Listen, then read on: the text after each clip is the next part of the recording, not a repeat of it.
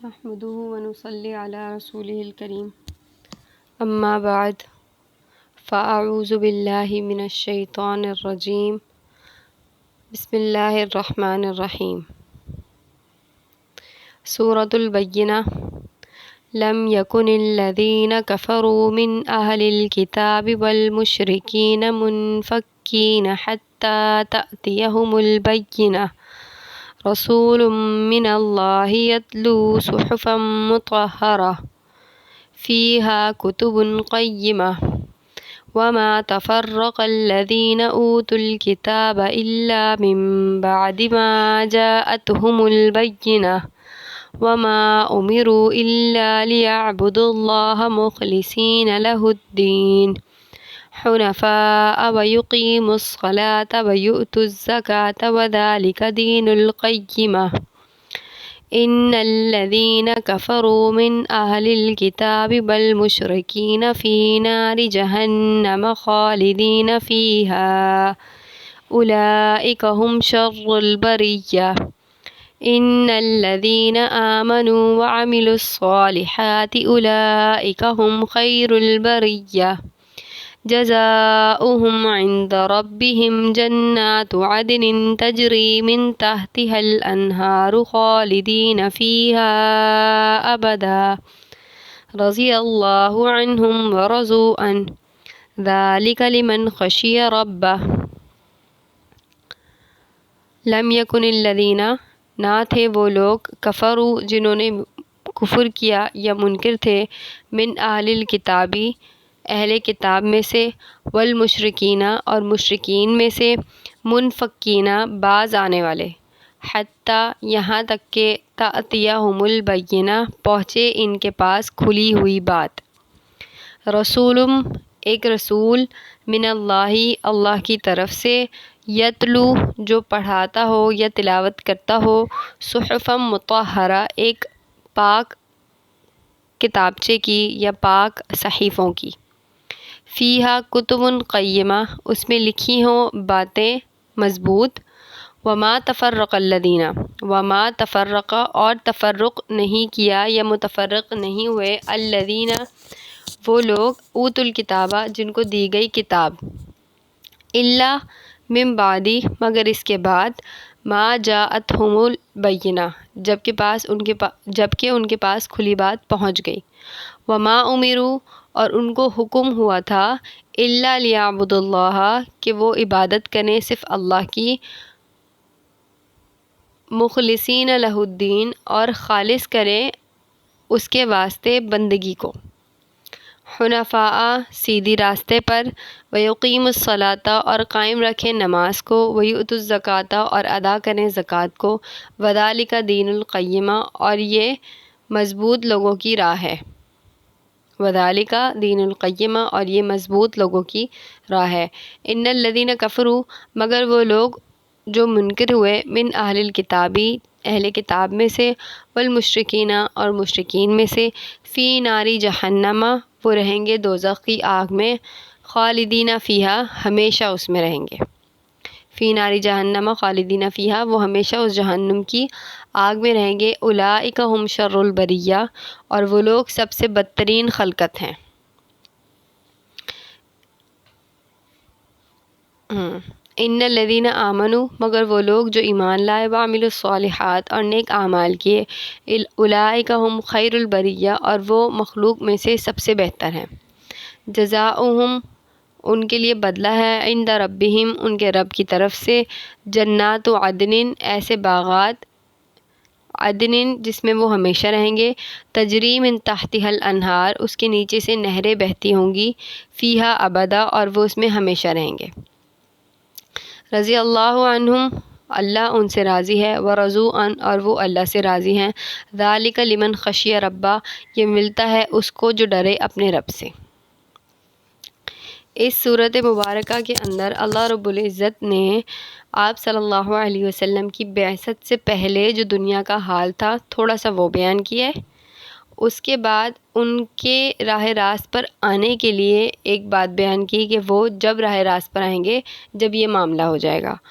اور وہ بات بیان کرنے کے بعد اللہ تعالیٰ نے اہل کتاب کا جو عمل تھا وہ بیان کیا ہے۔ سب سے پہلے کیا فرمایا کہ لم یکن الذین کفروا، کہ وہ لوگ جو منکر تھے مشرکین میں سے، ٹھیک ہے، اور اہل کتاب میں سے، وہ بعد آنے والے نہ تھے یہاں تک کہ ان کے پاس کوئی کھلی کتاب یا کوئی کھلی گواہی یا کوئی شہادت آ جاتی، یعنی کوئی ایسا معاملہ ہو جاتا جو ان کو یہ بتا دیتا کہ یہ راستہ غلط ہے اور یہ راستہ صحیح ہے، کیونکہ ان کی جو تعلیمات تھی یا ان کے جو عقائد تھے یا جو ان کے معاملات پہ تھے، ان پہ اتنی مٹی پڑ چکی تھی کہ وہ ضروری تھا کہ اس کو نئے طریقے سے جو ہے صاف کیا جائے یا نئے طریقے سے اس کو دوبارہ سے انہیں سمجھایا جائے۔ جو ان کے عقائد تھے، جو ان کی تعلیمات تھی، وہ کہیں دور جا کے گمراہ ہو گئی تھی، کہیں دور جا کے کھو گئی تھی، اور اس دوری کی بنا پر وہ لوگ جو ہے ہر طرح کی پستیوں میں پہنچے ہوئے تھے، دینی پستیوں میں بھی پہنچے ہوئے تھے، اخلاقی پستیوں میں بھی وہ پہنچے ہوئے تھے۔ اب یہ ضروری تھا کہ ان کو جو ہے نئے طریقے سے، بالکل نئے سرے سے ان کو سکھایا جائے، نئے طریقے سے ان کو پڑھایا جائے۔ اور بینہ سے مراد کھلی بات ہے، بینہ سے مراد گواہ ہے۔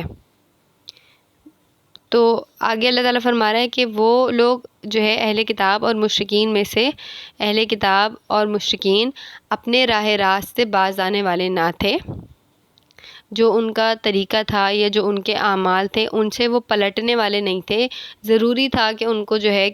کوئی ایسے طریقے سے سمجھایا جائے کہ انہیں وہ بات سمجھ میں آ جائے، اور وہ طریقہ یہ تھا کہ رسول من اللہ، اللہ کی طرف سے ایک رسول آئے، یتلو صحفا مطہرہ، جو اس کو پڑھائے یا ان پر تلاوت کرے پاکیزہ صحیفوں کی، فیہا کتب قیمہ، اور ان صحیفوں کے اندر جو ہے لکھی ہوئی باتیں ہوں، مضبوط باتیں ہوں، یعنی احکامات جو اس کے ہوں وہ مضبوط ہوں، ایسے نہ ہوں کہ آج کچھ ہیں تو کل کچھ ہیں، کسی کے لیے کچھ ہے تو کسی اور کے لیے کچھ ہے۔ تو ایسا ہی ہوا کہ جب دنیا جو ہے پستیوں میں جاتی رہی، اندھیروں میں جاتی رہی، گمراہی میں بڑھتی رہی، تو اللہ تعالیٰ نے اپنے آخری نبی صلی اللہ علیہ وسلم کو بھیجا، اور ان کے ساتھ یتلو صحفا مطہرہ، ایک پاکیزہ صحیفہ بھی بھیجا، اور اس صحیفے کی گواہی کے لیے یہاں پہ یہ بتایا جا رہا ہے کہ مطہرہ، اس میں کوئی بھی قسم کا رد و بدل نہ ہوا ہے، نہ ہو سکتا ہے۔ وہ جیسے اب میں یہ پڑھ رہی ہوں نا، یتلو صحفا مطہرہ، وہ جب سے پاک تھا اور اب تک پاک ہے، کسی شک و شبہ سے ہر قسم کی جو ہے پاکی اس کو حاصل ہے، نہ اس میں کسی قسم کا شک ہے، اور نہ ہی اس میں کسی قسم کی کوئی کمی ہے، نہ اس میں کسی قسم کی زیادتی کی گنجائش ہے۔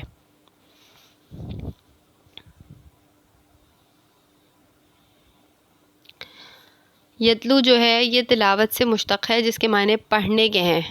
مگر ہر پڑھنے والے کو تلاوت نہیں کہا جا سکتا، بلکہ وہ پڑھنا جس کو جو ہے ایک خاص پڑھانے والا پڑھائے اور اسی کے تلقین کے یا اسی کے طریقے کے مطابق پڑھایا جائے، اس کو تلاوت کہتے ہیں۔ یعنی کہ یتلو صحفا مطہرہ، ایک خاص طریقے سے اس کی تلاوت کی جائے۔ اب خاص طریقہ ہمیں کیا سکھایا؟ آپ صلی اللہ علیہ وسلم نے ہمیں قرآن کا ہر ایک ایک پہلو، ایک ایک چیز، باریک سے باریک چیز، موٹی سے موٹی چیز الگ طریقے سے سکھائی ہے، ایک خاص طریقے پہ سکھائی ہے۔ تو اسی لیے یتلو صحفا مطہرہ کہ ایک الگ طریقے سے تلاوت کی ہے، ایک بہت خاص طریقے سے تلاوت کی ہے، اور یہ خاصہ کس کا ہے؟ قرآن کریم کا ہے، کہ آپ صلی اللہ علیہ وسلم نے اس پورے قرآن کریم کو عملی زندگی میں لا کے بتایا ہے۔ یہ ایسا نہیں ہوا، آپ دیکھیں پچھلے دین میں کیا ہوا ہے کہ کتابیں پوری کی پوری ایک ساتھ آ گئی ہیں،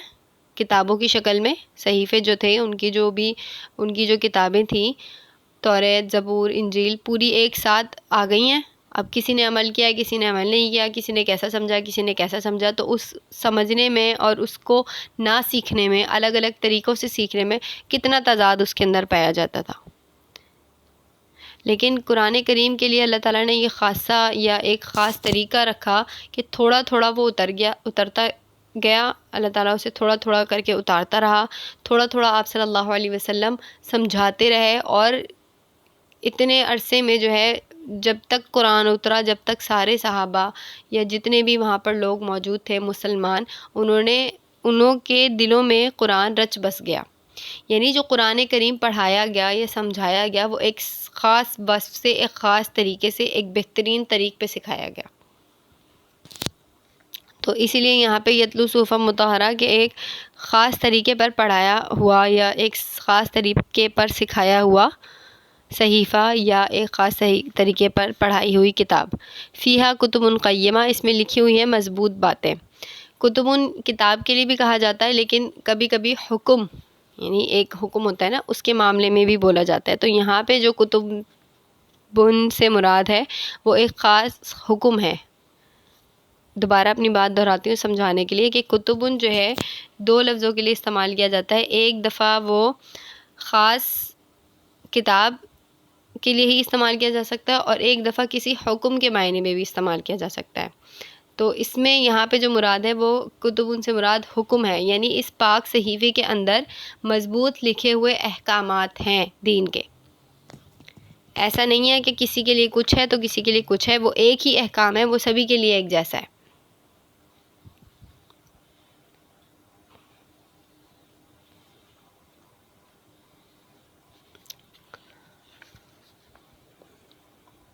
اور آگے جو یہاں پہ ہے صحف مطہرہ، تو اس سے جو ہے حضرت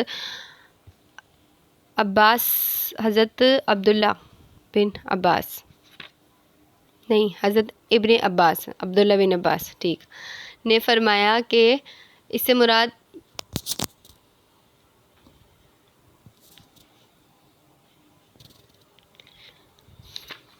یہاں پہ جو صحف مطہرہ سے مراد ہے تو وہ یہ مراد ہے کہ حضرت عبداللہ ابن عباس نے فرمایا کہ اس سے مراد یہ ہے کہ یہ صحیفے جھوٹ اور شک اور نفاق کی گمراہی سے پاک ہیں. جیسے کہ میں نے آپ کو ترجمہ کرتے ہوئے سمجھایا تھا کہ اس صحیفے میں کسی بھی قسم کا شک اور شبہ نہیں ہے، کیونکہ اس کو اس طریق سے اتارا گیا ہے. ایسا نہیں ہے کہ اس کو کتابی شکل میں اتار دیا گیا تو اس میں جو ہے کسی نے ترمیم کر دی، کسی میں تبدیل کر دی. یہ قرآن کریم جیسا جب اترا تھا ویسا ہی اب ہے. یہ کسی بھی قسم کی گمراہی سے، کسی بھی قسم کے نفاق سے، کسی بھی قسم کے شک اور شبہ سے پاک ہے. قیمہ سے مراد کہ اس کے جو احکام وغیرہ ہیں وہ مستقم ہیں، منصفانہ ہیں، معتدل ہیں، مضبوط ہیں. یہ نہیں ہو سکتا کہ یہ کبھی کچھ ہوں اور کبھی کچھ ہوں. وما تفرق الذین اوتوا الکتاب، اور تفرق نہیں کیا یا متفرق نہیں ہوا یا پھوٹ نہیں پڑی ان لوگوں میں، الذین اوتوا الکتاب، ان لوگوں میں جن کو کتاب دی گئی، الا من بعد ما جاءتہم البینہ، مگر اس کے بعد پھوٹ پڑ گئی جبکہ ان کے پاس کتاب آ گئی. یعنی کہ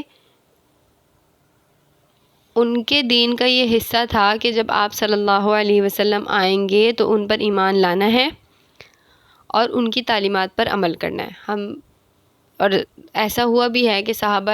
اتنے تھے، جو کافی سارے صحابہ تھے جو پہلے یہودی تھے یا عیسائی تھے، تو انہوں نے اپنے دین کے مطابق آپ صلی اللہ علیہ وسلم پر ایمان لائے اور ان کی تعلیمات پر عمل کیا، کیونکہ یہ ان کی کتابوں میں بات لکھی ہوئی تھی. ایک جگہ آتا ہے کہ یہ لوگ آپ صلی اللہ علیہ وسلم کو ایسے پہچانتے ہیں جیسے کہ ایک باپ اپنی اولاد کو پہچانتا ہے، اور یہ انتظار بھی کرتے تھے.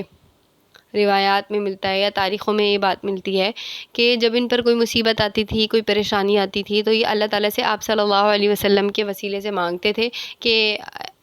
آخری نبی کے وسیلے سے ہماری یہ تنگی دور کر دے. انہیں مطلب پکا یقین تھا کہ وہ آنا ہے اور وہ آئیں گے، انہیں آنا ہے اور وہ آئیں گے. لیکن جب وہ آئے تو انہوں نے آپس میں تفرقہ مچا دیا. یعنی بجائے یہ کہ وہ آپ صلی اللہ علیہ وسلم کے حامی اور ناصر ہوتے، ان پر ایمان لاتے، ان کی مدد کرتے، سب سے زیادہ تنگ کرنے والے تو وہ خود تھے آپ صلی اللہ علیہ وسلم کو. آپ صلی اللہ علیہ وسلم کے مخالفین میں وہ شامل ہو گئے. تو